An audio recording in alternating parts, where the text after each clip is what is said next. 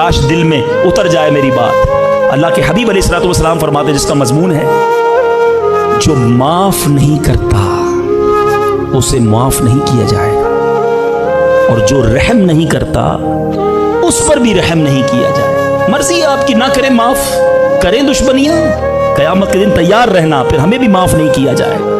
बंदों को माफ करो, दरगुजर करो और अल्लाह से दुआ करो, या अल्लाह मैं बंदा हूं, मैंने तेरी रजा के लिए बंदे माफ कर दिए, तू तो खालिक है, तू मुझे माफ फरमा दे। क्योंकि अगर किसी का दिल दुखाया ना, किसी के साथ ज्यादती की, तो जब तक बंदा माफ नहीं करेगा रब भी माफ नहीं फरमाएगा। आप सोचिए, हम बाज़ औक़ात नमाज में पंक्चुअल होते हैं, हज भी कर रहे होते हैं, रोजे भी रख रहे होते हैं, लेकिन लोगों के साथ बर्ताव ठीक नहीं होता, फैमिली के साथ बर्ताव ठीक नहीं होता, किसी के साथ नरमी से बात नहीं कर रहे होते। हमने जिंदगी में देखा है, जिसने मुसीबत पर सब्र किया, अल्लाह की रिजा पर राजी रहा, अल्लाह ने मुश्किल से भी निकाला और पहले से उसे ज्यादा अता फरमा दिया। हमारा प्रॉब्लम ही, हम टेस्ट में फेल हो जाते हैं। जैसे इम्तिहान शुरू हुआ, वावेला शुरू, शोर शुरू, शिकवे शुरू, सबको बताना, हालांकि कर कोई नहीं सकता, लेकिन सबको बताएंगे। ना करो ऐसा, मैं जानू मेरा रब जाने, मुझे क्यों किसी को बताना। हाँ देखिए, इंसान है, तौबा कर ली, फिर गुनाह कर दिया, फिर तौबा करे, छोड़े ना, मायूस ना हो। शैतान कहता है तू बार बार गुनाह करता है, तौबा का क्या फायदा है? नहीं, वो कहते ना अगर गुनाह तुम्हारी आदत बन गई है तो तौबा को दस्तूर बना लो। तौबा नहीं छोड़ूंगा, है जब तक तौबा का दरवाजा खुला है मैं माफी मांगता रहूंगा। एक दिन तो आएगा कि मेरा मालिक मुझे ऐसी सच्ची तौबा देगा कि मेरे गुनाह सारे आइंदा के लिए छूट जाएंगे। क्या पता मैं आज तौबा करूं, गुनाह का मौका ही ना मिले, मर जाऊं, है मर भी तो सकते हैं ना। तो तौबा करते रहा करो, क्या पता ये तौबा के बाद मौत आ जाए और तुम्हारे सारे गुनाह माफ हो। पैसे से ज्यादा बेवफा कोई चीज नहीं है। ये जो पैसे के पीछे भाग रही है ना दुनिया, मुझे एक बात बताएं, इतना बेवफा है कि जब मेरा और आपका विसाल होगा ना, जितने पैसे बैंक में हैं, जितने पैसे घर में हैं, जितनी प्रॉपर्टी मेरी है, वो सब किसकी हो जाएगी? वो रसा की, पराई, मेरा कुछ भी नहीं। मरा मैं, कमाया मैंने, मगर सब दूसरों का हो गया। यहां तक कि जो मेरी और आपकी जेब में पैसे होंगे ना, जब इंतकाल होगा, वो भी निकाल लिए जाएंगे। वो भी कहेंगे अब ये मैयत का नहीं है, ये वो रसा के हैं। इतना बेवफा यार। अपने दिल से पूछो कि हमने अल्लाह का सिर्फ इसलिए शुक्र अदा किया हो कि अल्लाह तेरी मेहरबानी, तूने मुसलमान घराने में बनाया। हम में से बहुत सारी शिकवे हैं, पैसे नहीं दिए, या अल्लाह गाड़ी नहीं मिली, बंगला नहीं मिला, कारोबार नहीं मिला। अरे सब मिल जाता, अरे ईमान ना मिल तो मैं किधर जाता?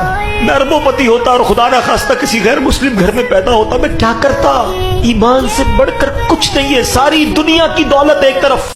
मेरे आका फरमाते, जिसका मजमून है कि मैं कसम उठाकर कहता हूं, अल्लाह की राह में खर्च करने से माल कम नहीं होता। तुम खर्च करो, अल्लाह और बढ़ा देगा। किधर से आएगा तुम्हारी कैलकुलेशन जवाब दे जाएगी। कभी जिंदगी में ऐसा लगे ना कि चलती गाड़ी रुक गई है, कारोबार बेस्ट जा रहा था, डिस्टर्ब हो गया, सेहत अच्छी थी, गड़बड़ हो गई है, फैमिली लाइफ बहुत खुशगवार थी, टेंशन में आ गई है, आपको लगे ना चीजें बिखर रही हैं, तो चेक करो किसी का दिल तो नहीं तोड़ दिया, किसी की हाई तो नहीं ले ली है, किसी पर जुल्म तो नहीं कर दिया।